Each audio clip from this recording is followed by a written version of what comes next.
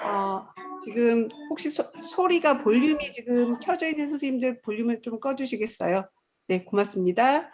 그리고 또 카페에 계신 분 중에서 지금 스피커 켜진 분 계신데요. 마이크 카페에 계신 분 혹시 계시나요? 지금 볼륨이 아마도 음소거가 안 되신 선생님들이 계신 것 같으세요. 음소거 한성희 잠깐만. 선생님 주변음이 들어오는 것 같습니다.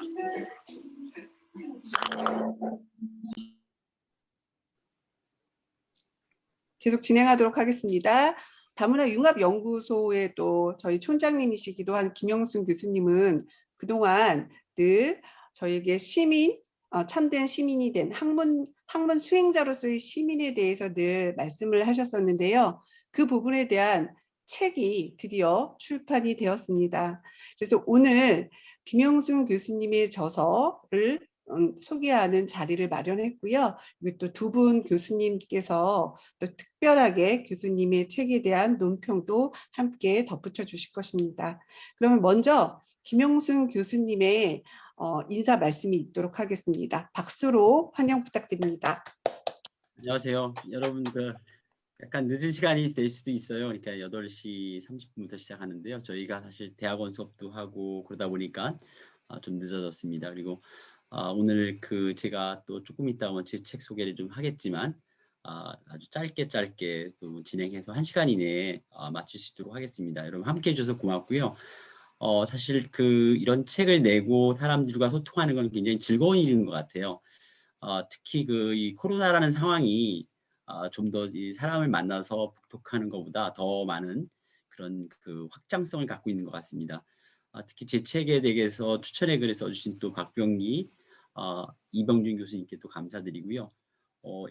임 교수님은 한국에 계시는데 수업이 있으셔서 오늘 못 들어오셨습니다. 그래서 여러분들과 제 책에 나온 내용들을 서로 공유하고 또 우리가 시민으로 살려면 어떻게 살아야 될까 이런 부분들을 같이 생각하는 시간을 좀 가졌으면 좋을 것 같습니다.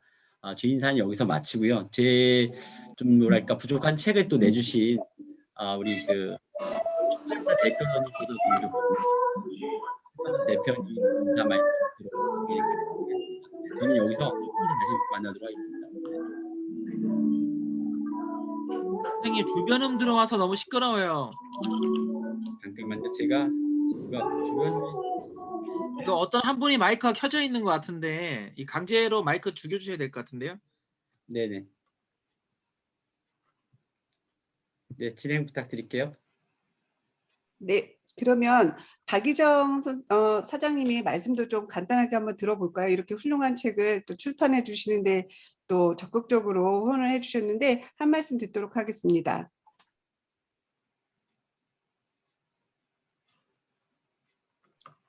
우리 박 대표님, 네, 박 대표님 음소거를 위에 빨간 거 누르시면 됩니다. 여기 마이크 표시된 거 있죠? 그거 누르면 켜집니다. 마이크 누르시면.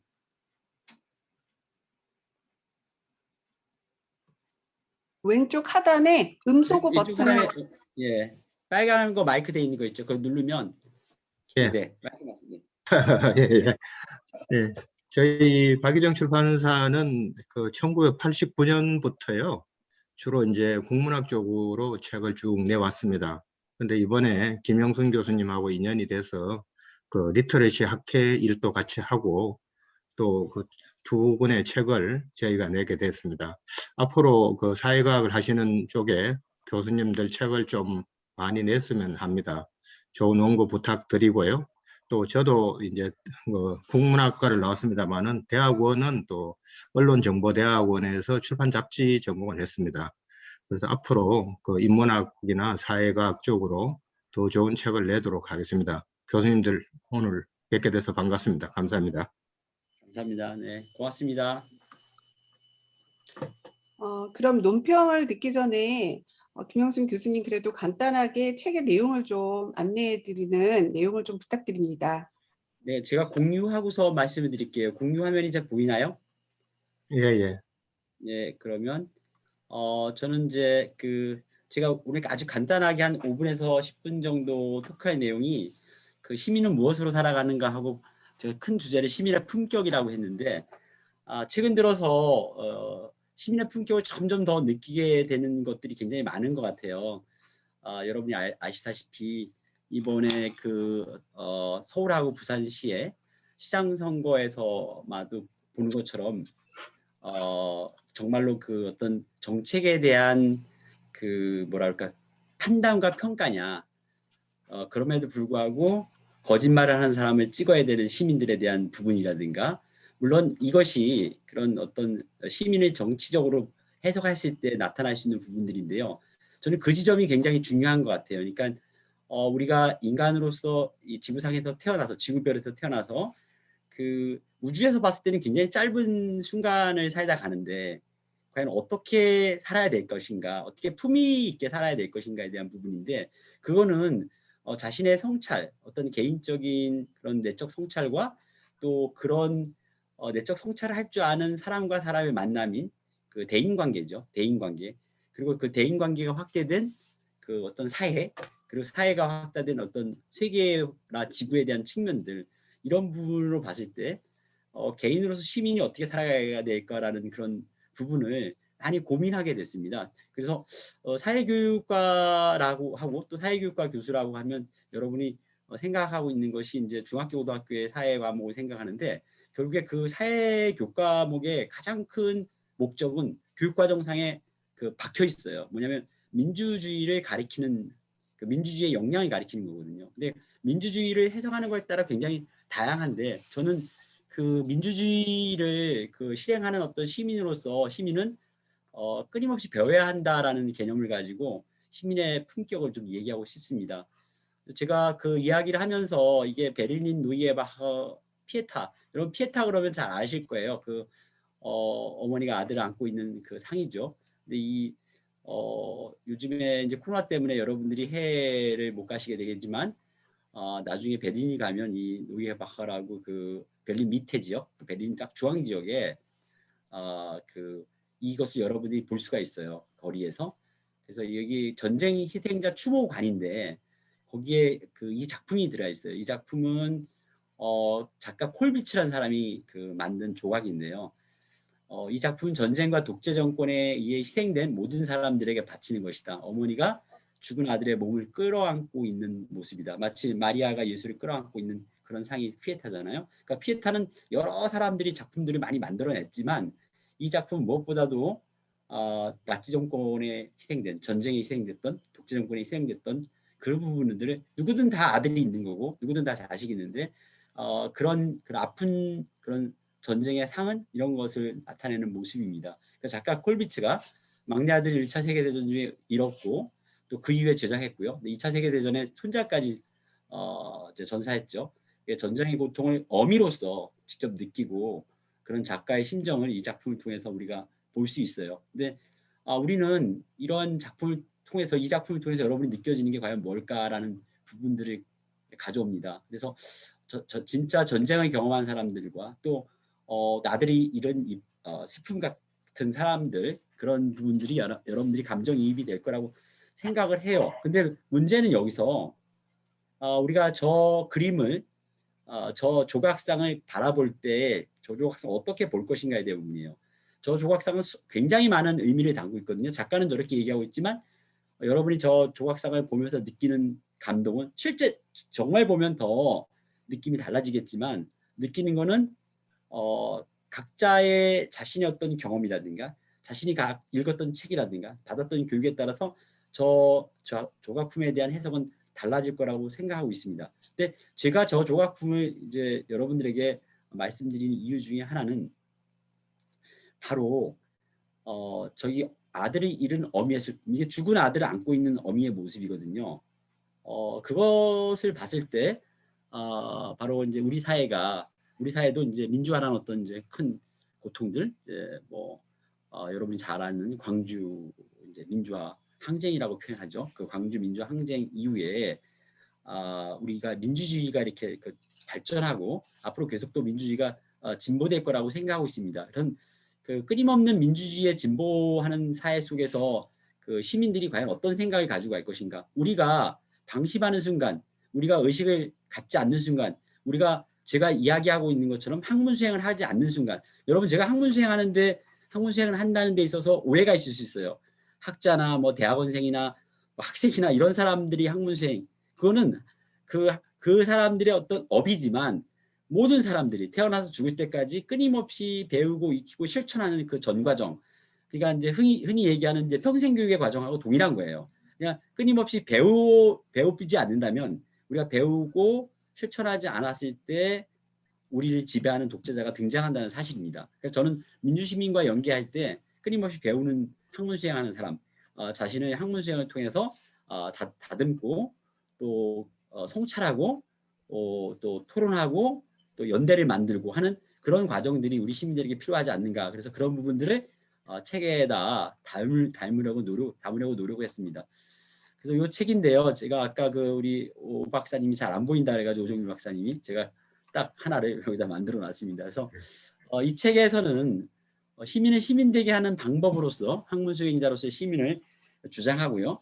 또 학문 수행의 방법으로 사회문화 현상을 읽어내는 리터러시를 주안하고 있습니다. 그래서 이 책은 제가 중학교 사회책, 고등학교 사회문화책, 그다음에 그 국제 고등학교용 인류와 미래 사회 이런 교과서에서 썼던 내용들, 특히 제가 집필했던 파트들, 그리고 대학의 교양 과목들에서 썼던 내용들, 이런 것들을 좀 발췌해서 이렇게 시민의 수준에 맞춘 좀 글쓰기를 했습니다. 그래서 이 책의 제목을 달고 뭐 독창적인 글쓰기가 아니라 지난 한 10여 년간 작업했던 내용들을 좀 발췌를 하고 이렇게 그 시민들과 이야기할 수 있을 정도로 좀 이렇게 쉽게 톤 다운해서 쓴 책이다라고 말씀드리고 있습니다. 그래서 제가 여기서 이제 얘기하고자 하는 이제 시민을, 아까 제가 피에타상을 얘기하면서 잠깐 말씀을 드렸지만, 실제로 이제 시민이라는 것은 글자 그대로 도시에 사는 사람으로 도시의 구성을 의미하기도 하죠. 그다음에 그리스 아테네에서는 시민은 정치에 참여하는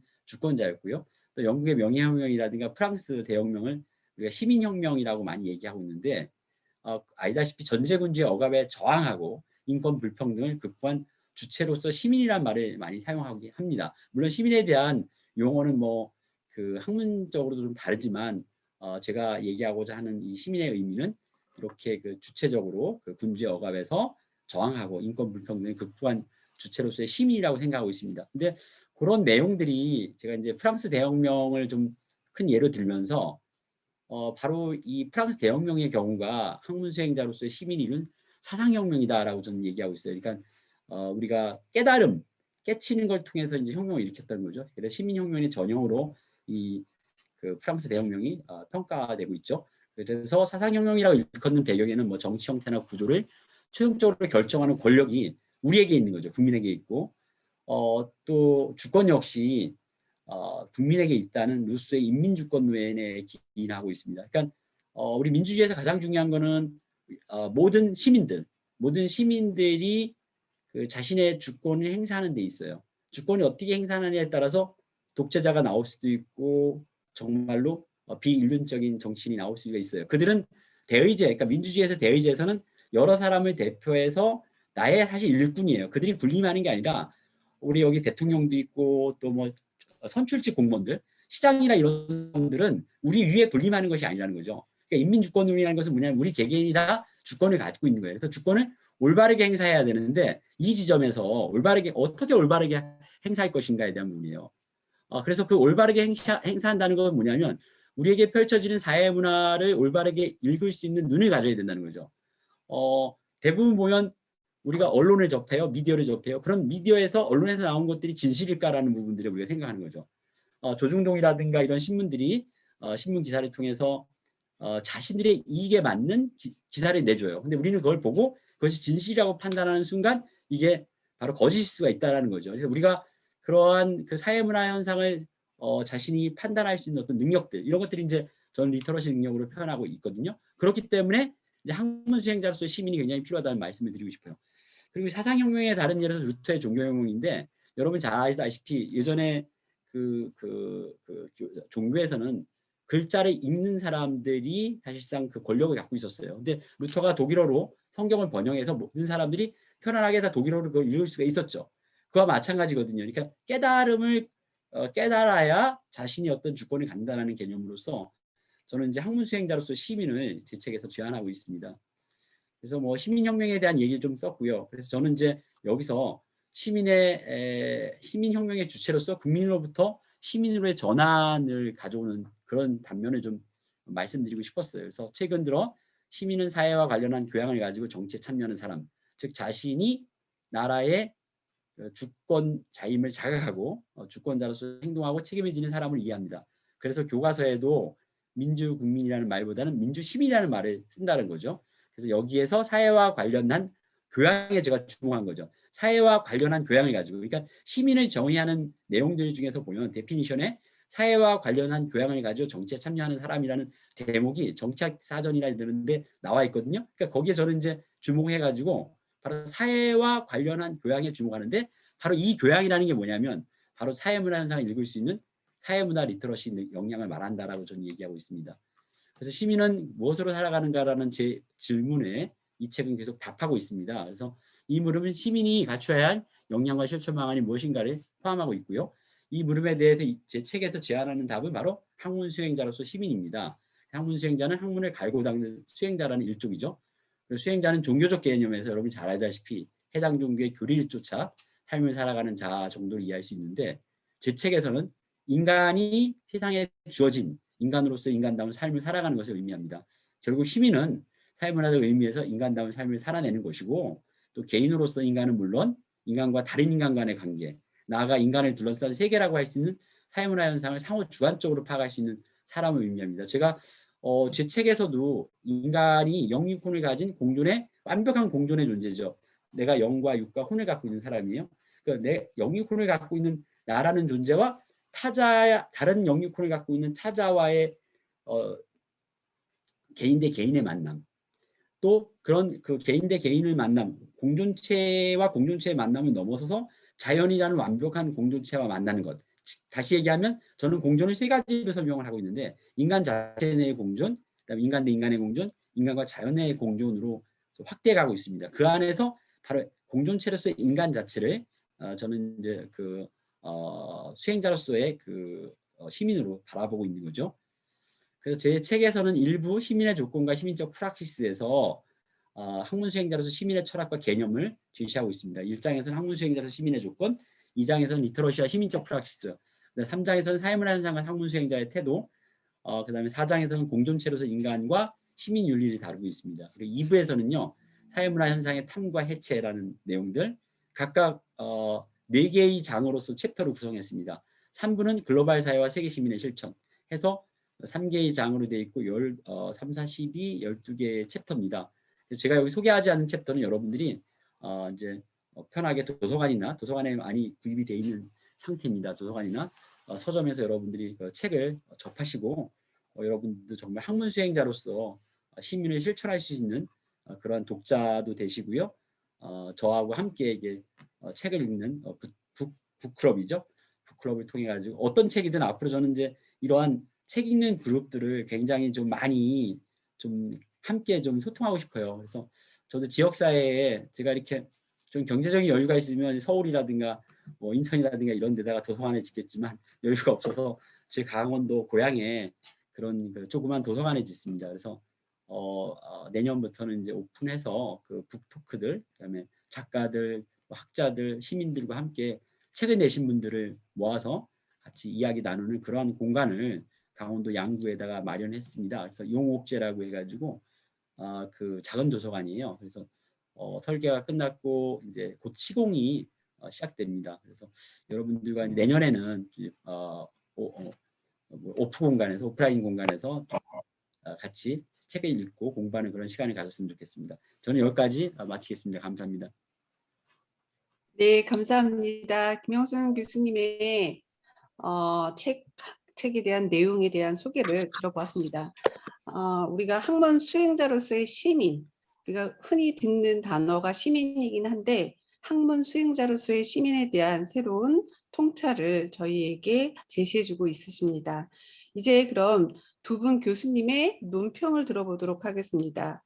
먼저 한국교원대 박병기 교수님의 논평을 한번 들어보도록 하겠습니다. 교수님 부탁드립니다. 예, 이렇게 그 김영순 교수님 말씀처럼 참 특별한 자리에 함께 할 수 있게 돼서 기쁘게 생각하고 또 영광스럽다는 생각이 들기도 합니다. 이미 뭐 저는 그 책 뒤에 추천의 글을 좀 쓰기도 했고 또 여기 다시 논평 책임을 맡으면서 다시 한번 선생님 책을 쭉 볼 수 있는 기회를 가졌습니다. 네, 지금 김영순 교수님 저자께서 말씀하신 것처럼 학문 수행자로서의 시민이라고 하는 한편으로는 좀 낯설기도 하고 또 어찌 보면 학문이라는 말과 수행자라는 개념 자체가 일반 시민들이 접근하기에는 좀 무겁게 느껴지는 것이어서 그 두 개를 결합시켜 놓으니까 너무 시민들에게 과도한 요구를 하는 것이 아니냐 그런 느낌이 들기도 합니다. 근데 잘 이렇게 읽어보면 그때 그 학문이 무엇인지, 그러니까 사실은 선생님도 잘 그 유의하고 계신 것처럼 우리 문화 속에서는 물론 뭐 최소한 선비들, 양반들이라는 전제가 있었지만 벼슬살이를 하지 않고 돌아가신 분들을 학생 부군신이라고 학생이라는 말을 썼거든요. 그러니까 평생 동안 배우는 사람이라고 하는 자부심을 상당히 각별하게 내세우는 문화를 갖고 있었습니다. 그렇게 본다면 시민이 기본적으로 학문 수행자여야 된다라고 하는 그 선생님의 중심 태제에 누구나 동의할 수밖에 없고 그렇게 됐으면 참 좋겠다. 그러면 정말로 우리 사회가 안고 있는 우리 시민사회가 안고 있는 사실은 우리 시민사회가 20세기 동안 많은 성취를 이루기도 했죠. 특히 절차적 민주화나 이런 데 있어서는 뭐 세계적으로 봐도 내세울 만한 것들을 이뤘는데 이제는 그게 어느 정도 이제 외적인 것들이 이루어지고 나니까 그 시민사회를 실제로 이끌어갈 수 있는 내면적인 어떤 질적인 문제들이 몸에 정말 피부에 다가올 정도죠. 그러니까 일반적으로 아시는 것처럼 우리가 이제 시민을 얘기할 때 시민은 대체로 두 가지 역량을 갖추고 있기를 기대합니다. 하나는 민주 시민으로서의 역량인데 그건 뭐 기본적으로는 자신이 주권자이고 주인임을 의식하고 그 주인 역할을 할 수 있는 그런 역량이죠. 그리고 또 한 가지는 공화적 전제 위에서 시민인데 더불어 살아갈 수 있는 역량을 갖추고 있어야 된다. 이렇게 얘기하고 그 두 개를 합해 놓으면 이제 민주 시민이고 그런 시민을 기르기 위한 교육을 민주 시민 교육이다. 이렇게 정의할 수 있을 것입니다. 근데 특히 이제 민주교육의 측면에서 보면 우리 21세기 초반에 한국 시민들이 결의하고 있는 것이 이제는 아마 시민들이 자신이 주인이다라고 하는 의식은 분명히 갖게 된 것 같습니다.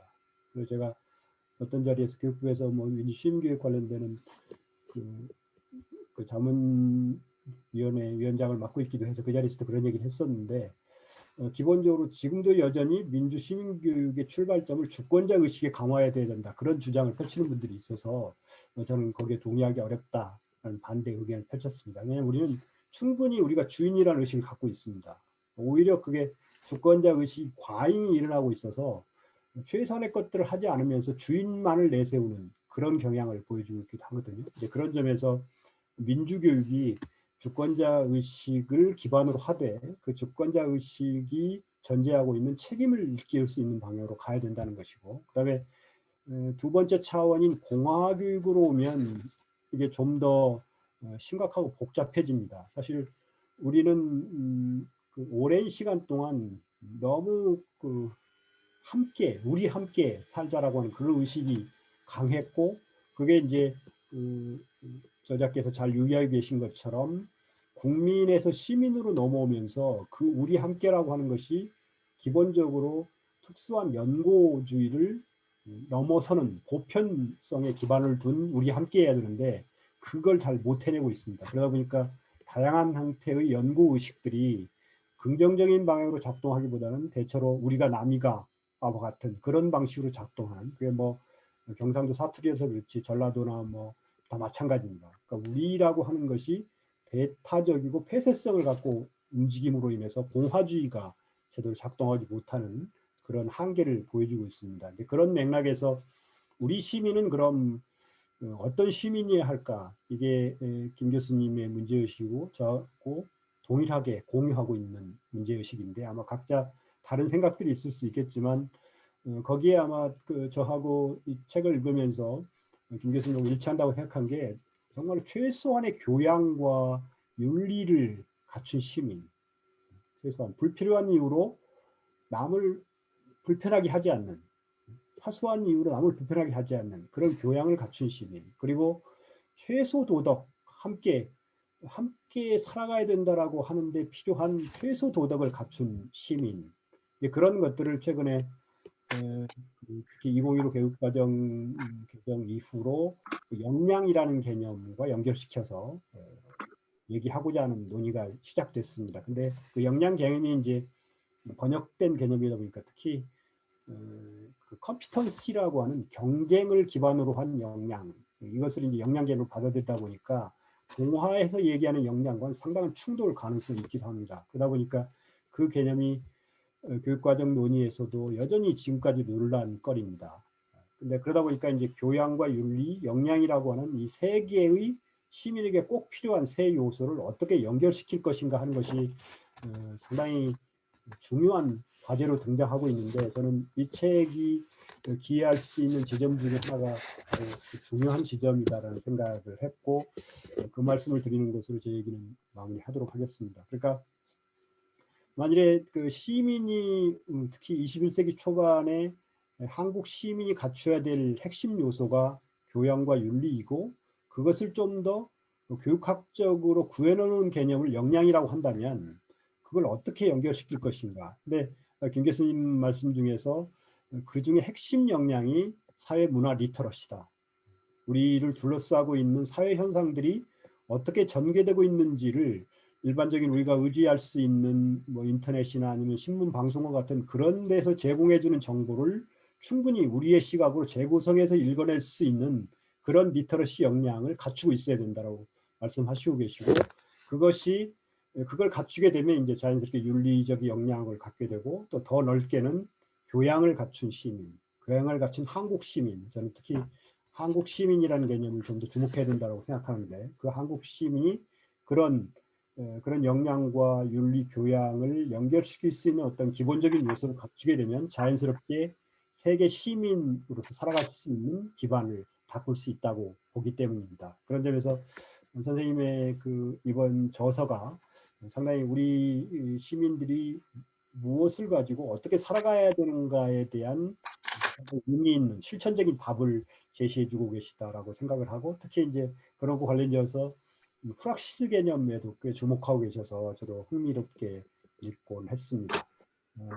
결론적으로 말씀드리면 학문 수행자로서의 시민이란 말이 전 조금 무겁게 느껴진다면 그냥 공부하는 시민, 호모 콩푸스를 번역한 말이기도 한, 호모 콩푸스를 번역한 말이기도 공부하는 시민, 이렇게 다시 받아들여도 충분하지 않을까 하는 생각이 들고, 그럼에도 아마 학문 수행자로서의 시민이라는 그 선생님의 그 기본적인 의도가 좀 더 많은 사람들에게 받아들여질 수 있기를 기대하고, 다시 한번 선생님의 좋은 저서 출간을 축하드립니다. 예, 축하드립니다. 네, 감사합니다. 교수님. 예, 좋은 말씀 고맙습니다. 네, 호모 콩푸스라는 개념을 좀 더 깊이 있게 한번 생각해 보도록 하겠습니다. 그리고 우리 박병기 교수님께서는 뭐 교육부의 이제 민주시민 자문위원장도 해주시고요. 제 책이 나오기 얼마 전에 또 민주시민이와 관련된 우리 민주시민 교육의 좌표라는 책이죠. 그 책을 내주셨습니다. 그래서 그리고 특히 또 제가 연구하는 분야에도 관심 많이 가져주시고 저하고 이렇게 협업을 많이 하고 계신 교수님입니다. 네.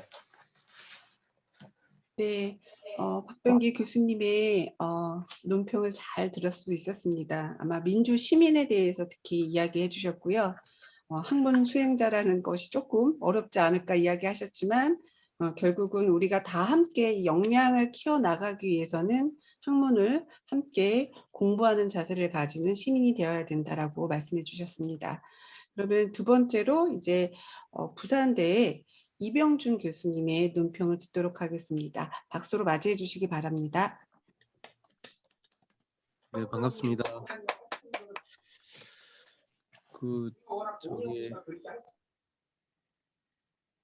네, 일단 뭐 저 귀한 자리 초대해 주셔서 감사드리고요. 그리고 뭐 가끔 이렇게 인하대에서 연구하시는 분들 이렇게 만나 뵙게 돼서 뭐 항상 이렇게 신선한 자극으로 생각을 좀 하고 있습니다. 오늘 이 자리가 사실은 이제 우리 대학원 수업이 있습니다. 우리 교육대학원에 이제 우리 교육학과가 이제 교육혁신 전공이라고 그래서 혁신학교 선생님들께서 지금 대학원 다니시고 계시는데 지금 수업 중간에 잠깐 이제 주제랑 링크를 하기 위해서 지금 많이들 들어와 계시거든요. 그래서 제가 발표 끝나면 나가시겠지만은 뭐 이걸 계기로 해서 시민에 대해서 한번 좀 생각해 보는 것도 굉장히 좋은 계기가 되지 않겠나 그래서 제가 초대를 했습니다. 뭐 사실은 이제 그 김영수 교수님하고는 이제 뭐 독일에서 공부했다라고 하는 그런 인연도 있고 뭐 전공이나 뭐 그런 것들은 좀 다르긴 하지만 이번에 그 책을 쓰신 주제들이 사실은 그동안 이제 제 수업과 제 연구에서 굉장히 중요했던 주제들이고 뭐 풀어가는 방식과 또 이렇게 글을 쓰는 방식들이 좀 차이가 있을 거라고 생각을 하고요. 그래서 뭐 용비어 첨가적인 부분들은 제가 추천사를 좀 보시면 책에 보시면 될 것 같고 뭐 그걸 위해서 저를 초청하신 것 같지는 않고요. 좀 다른 형태의 결을 얘기를 좀 해주시면서 또 김영 선생님이 그런 사색이 어떻게 연결되는가에 대해서 좀 들어볼 기회를 갖게끔 하기 위해서 저를 좀 부르지 않았나 생각이 듭니다. 그래서 편안하게 제 말씀을 좀 드리도록 하겠습니다. 그 사실은 아시겠지만은 우리나라에 최근에 뭐 시민교육이라는 단어도 좀 있었고 그리고 또 민주시민교육이라는 단어도 있었고 그다음 또 경기도를 중심으로 해서 또 세계시민교육이라고 해서 또 학교 선생님들이 경기도교육청 중심으로 뭐 활동하고 이런 것들이 굉장히 많으면서 사실은 이 개념들이 이제 서로 다른 개념을 쓰는 것은 분명히 그 기대고 있는 그 방향성들이 있거든요. 좀 차이가 있습니다. 그래서 민주시민교육이라는 단어를 썼을 때는 그 한국적 민주주의의 오리지널리티를 강조하기 위해서 쓰는 개념이라고 저는 이해를 하고 있고요. 개인적으로 사실 민주화운동기념사업회에서 한 몇 년 전에 그 조직이 굉장히 위기에 처했을 때 저한테 용역과제를 2년 연달아 준 적도 있습니다. 그래서 그때 이 개념들을 좀 심각하게 다룬 적도 있는데 또 세계 시민교육이라고 하는 것들은 요즘 보시면은 교육 담론에 있어서 그 슈퍼 내셔널 오가니제이션 뭐 유네스코라든지 이런 데서 이제 담론을 갖다가 주도하는 것들도 있습니다. 그러다 보니까 인제 약간 그 초국가적인 그런 그 담론들하고 개별 국가적인 그 특성의 담론들하고는 당연히 차이가 있거든요. 근데 그런 것들이 사실은 서로의 그 상호 체크가 없이 여가가 그냥 이렇게 뭐 좀 행정적으로나 아니면 또 이렇게 소개하시는 전문가들에 의해 가지고 그냥 아무런 그런 성찰 없이 유통이 된다는 것들에 대해서 약간은 굉장히 저는 개인적으로 우려를 많이 좀 하고 있거든요. 왜냐면 이게 유행같이 왔다 갔다 하는 거기 때문에 다 링크가 되는 것도 있고 접점도 있고 그 차이도 있는데 그런 작업들을 사실은 밝히는 작업이 저는 굉장히 중요하다 그런 생각이 좀 들고요. 그래서 이번 책에서 좀 그런 것들이 이루어졌으면 좋겠다라고 하는 기대를 한번 해보게 됩니다. 잘 아시겠지만 이제 그 시민이라는 단어가 이 시투용이라는 단어가 어 그리스의 그 폴리스에서 나온 그런 개념인 건 다 아시지 않습니까? 그런데 이게 인제 그 뭐 프랑스 대혁명 거치면서 사실 인제 그 루소가 그 에밀리라고 하는 책을 보면은 인간 교육을 할 거냐 시민 교육을 할 건가에 대한 그런 딜레마를 갖다가 상정을 합니다. 그래서 에밀에서는 인간의 방점을 찍고 콘트라 소시알 사회 개혁론이라든지 이런 데서는 사실은 시민 교육의 방점을 찍으면서 사실 결론을 내지를 못해요. 왜냐하면 그 현대적 인간 그러니까 그 당시 루소가 파악했던 그런 현대적 인간은 우리가 말한 그 부르주아지의 개념은 사실 야누스적 얼굴을 가진 얼굴이거든요. 한쪽으로는 개인의 발견, 다른 한쪽으로는 그럼에도 불구하고 그 당시 사회에서 이렇게 목소리를 갖다가 내려고 했던 뭐 국가에 대응했거나 아니면은 그 종교에 대항을 했던 그런 이제 그룹들인데 그 유르겐 코카라고 하는 그 빌레벨트의 그 독일 그 역사학자에 따르면 그 시민 계급이 사실 두 개로 그러니까 독일에서는 이제 형성이 되거든요. 하나는 교육받은 시민, 이제 아까 우리 박병 교수님도 말씀하신 그 교양을 갖춘 시민이죠. 그리고 다른 하나의 시민은 사실 물권을 가진 경제권을 가진 시민입니다. 그 두 가지 시민이 등장을 하게 되고 그런 것들이 사실은 이제 계속 이어지면서 뭐 저기 잘 아시겠지만 윌겐 하버마스나 이런 사람들이 이제 공농장의 구조 변동이라고 하는 굉장히 중요한 그런 그 박사학위 논문들 쓰면서 사실 이 공론장의 논의가 지금 뭐 최근에 그 광장 민주주의라든지 이런 데까지 지금 오고 있는데 뭐 그 사실 변화를 갖다가 우리나라 거를 사실 살펴보는 것도 저는 굉장히 의미가 있을 거라고 생각합니다. 그래서 그 중간에 보시면 뭐 한나 아른트 이런 사람들이 이제 그 루소가 인간의 조건에 대한 얘기를 하거든요. 그 당시 이제 그 계몽주의 시대 때 인간이 되려면 도대체 어떤 조건을 갖춰야 되는가에 대한 논의를 했는데 이걸 다시 이어받아서 이제 말하는 또 행위하는 그러니까 말로써 행위하는 인간이어야 된다라고 하는 그런 한나 아른트의 그 논의가 사실 인간의 조건에 아주 담겨져 있고 굉장히 중요한 얘기죠. 또 이제 미국 쪽에서는 뭐 존 듀이라든지 이런 사람들이 자유로운 이제 의사소통이 사실 민주주의의 핵심이다 이런 논의들도 사실 계속 하고 있는데 그래서 사실 저는 이제 이런 부분들이 지금 좀 굉장히 중요한 시점이 된 거는 아닌가 하는 생각이 듭니다. 그래서 그 맨 처음에 그 지금 세대 간의 문제들 좀 얘기들도 좀 있었고 우리나라 같은 경우는 지금 이제 뭐 젠더 갈등도 있지만은 사실은 보이지 않게 연령 차별적인 사회도 있거든요. 지금 굉장히 심각한 아무도 지금 터치를 하고 있지 않지만 조만간 아마 이제 그게 터질 것 같은 느낌이 드는데 그래서 이게 이제 사실은 이 그 루소가 제안했던 그 개인과 그러니까 인간과 그 시민이라고 하는 부분들이 어떤 식으로든지 이게 이론적으로 정리가 돼야 됩니다. 그걸 이제 막스식으로 풀 수도 있지만 그죠?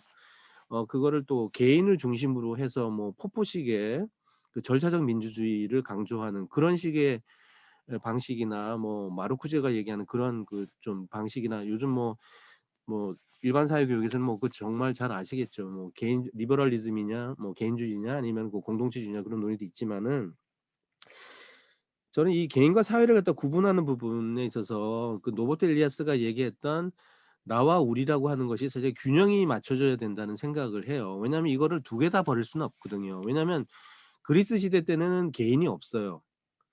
그래서 그 개인의 발견이라는 게 사실은 르네상스라든지 이런 걸와 또 시민혁명 이런 걸 통해서 이제 개인이 발견이 되고 사실 그러니까 우리 역사적인 상황에서 보면은 뭐 동양은 더 그렇지만 개인이 사실은 역사의 중심이 된 적이 별로 없거든요. 근데 그 개인 말고도 사실은 또 사회적 존재로서 그런 것들이 있어서 이런 부분들이 어떻게 이제 그 학자로서 그 개인과 그러니까는 인간과 시민들을 연결할 것인가 그게 사실은 모든 이론가들의 고민이라고 저는 생각을 해요. 그게 뭐 어떤 형태로든지 풀든지. 그래서 저는 그 균형적인 지점들을 정리하는 것들을 저의 개인적인 지금 이론적 방향이라고 설정을 하고 아마도 김영순 교수님도 이번에 시민이 갖춰야 되는 그런 소양들을 뭐 인간으로서 또 그다음에 또 그 시민으로서 이런 것들을 어떻게 이제 적절하게 또 조화를 했는지는 저희가 좀 더 자세히 스타디를 해봐야 되겠지만은 아마 고민거리가 아니었겠나는 생각이 들고 또 지금 연구하시는 젊은 그 연구자들한테 숙제여야 하고 또 숙제이지 않겠나는 그런 생각을 해봅니다. 특히 지금 그 현대 사회에서는 아까도 이제 김현수 교수님 말씀하신 부분들이 있는데 사실 일상이라고 하는 우리도 지금 대학원에서 지금 공부하고 있는 주제 중에 하나가 사실 이제 세대 문제도 있고 지금 일상의 문제도 있는데 일상이 사실은 소비와 욕망 그리고 이 매체에 의해서 점유된 사회잖아요, 사실 그죠? 그래서 이번에 뭐 선거에 관한 것들도 이제 얘기를 하지만은 사실 시민들이 이제 저는 이제 평생교육의 관점에서 얘기를 하자면 우리나라 평생교육이 왜 이렇게 그 성인들의 그 미디어 리터러시 부분들을 해결하지 못했는가. 국가평생교육진흥원이 있고 뭐 그게 제도화되면 뭐 하겠어요? 예. 제도화되면 뭐 합니까? 그 후쿠시마 때 그 방사능 교육을 한 데가 별로 없어요. 그러니까는 시민들이 알아야 되는 것들을 갖다가 제도화된 교육은 지금 가르쳐 주지 않는다는 거죠. 제가 오랫동안 정책도 자문하고 이러면서 그래서 이 매체 같은 경우도 보면은 이제 주도 매체가 있고 신문 중심의 주도 매체나 언론 중심의 주도 매체가 있다가 또 대안적인 매체가 생겼지 않습니까? 뭐 옛날에 뭐 한겨레라든지 뭐 경향신문, 한국일보 생겼지만은 인제 그런 것들이 다 인제 또 제도화나 또 광고 뭐 이런 거 다 연결이 되면서 다시 이제 유튜브가 생기고 또 뭐 팟캐스트가 생기고 지금 굉장히 중요한 시점들이고 이런 부분들이에요. 그래서 사실은 이게 그 전선이라고 하는 것들이 그렇게 녹록한 상황들이 사실은 아닙니다, 사실. 그래서 연구자들이 굉장히 연구들을 많이 해주셔야 돼요. 왜냐하면 그러니까 전체적인 지형도를 이렇게 이 김영순 교수님이나 박병기 교수님 이런 분들이 얘기를 해주신다면은 그 강론들이 놓여져 있는 그 맥락들을 어떻게 아까 프락시스 개념 있잖아요. 그 프락시스 개념이 굉장히 중요한 개념인데 그게 이제 직업하고 실천을 구분을 해야 되거든요. 그러니까 우리나라는 직업인들은 많은데 실천이 없어요, 별로. 그래서 여기 지금 우리 대학원생들 교사분들도 사실 직업으로서의 교사지만은 사실 실천하는 시민일 수도 있잖아요, 그죠? 그래서 그런 부분을 우리가 조금 많이 좀 거쳐야 된다는 생각이 좀 들고 지금 이제 이 사회가 마지막으로 좀 말씀을 드리면은 뭐 이미지하고 언어 이런 것들이 난무하는 사회고 그러기 때문에 사실 이런 것조차 읽어내려면은 이제는 사회만 읽어내서 되는 게 아니라 문화를 같이 봐야 되거든요. 그래서 이제 저는 이제 문화예술 교육을 사실은 지금 계속 좀 하고 있는데 그래서 그 우회적인 통로들을 아까 이제 그래서 김영준 교수님 피에타를 보여드린 것이 그게 사실은 이제 그 콜비츠라고 하는 유명한 조각가가 만든 거거든요. 그 콜비츠 뮤지엄도 독일 쾰른에 가면 있습니다. 한번 독일 가시면 쾰른 가시면 그 유명한 그 콜비츠 뮤지엄도 꼭 가보시기 바라는데, 그러니까 이제는 그 학자들이 얘기하고 말로 하는 것이 중요할지도 할 수도 있지만은 어떤 경우는 예술가들이 그 사람들이 보여주는 그런 작품을 통해서 전달하려고 하는 것들도 있다. 그래서 우회적인 통로들을 갖다가 우리가 볼 필요가 있다. 교육학하는 사람들은. 그래서 예술 교육이나 미학에 관심을 가질 필요가 있다. 그래서 아마 이게 이제 시민으로서의 사회적 문화 리터러시라고 아마 얘기를 하셨을 거예요. 그래서 과제가 많습니다, 사실은. 그래서 아마 김영준 교수님은 던져주셨을 거라 생각을 하고요. 또 인하대 우리 젊은 연구자분들 또 개별적인 주제들을 전체적인 맥락을 놓지 않은 선에서 또 그 루소가 얘기했던 근본적인 그 근대인들이 갖고 있던 그 부르주아지라고 하는 두 가지 얼굴의 그 모순과 또 야누스적인 그런 것들을 어떻게 현대 사회에서 이게 뭐 저는 이제 엘리아스적 해결책을 지금 가지고 좀 두 개의 밸런스를 유지하는 쪽으로 저는 저희 포지셔닝을 하고 있습니다만은 문명화 과정 같은 것들 그래서 아무튼 여러분들도 좀 많은 좋은 논문도 나오시고 또 학예 논문을 통해서 그러니까 뭐 좀 심심한 논문 쓰지 마시고요. 좀 그런 굉장히 이렇게 핫한 주제들 아주 그 최전선에 있는 주제들을 좀 다양한 그 깊이와 담론을 통해서 또 김영준 교수님 책에 아마 그런 부분들 다 많이 적시해 놨을 거라 생각을 합니다. 그래서 그렇게 해 놓으시면 좋지 않겠나. 이렇게 말씀드리면서 제가 또 토론에 임하겠습니다. 네, 부족하지만 감사합니다. 네.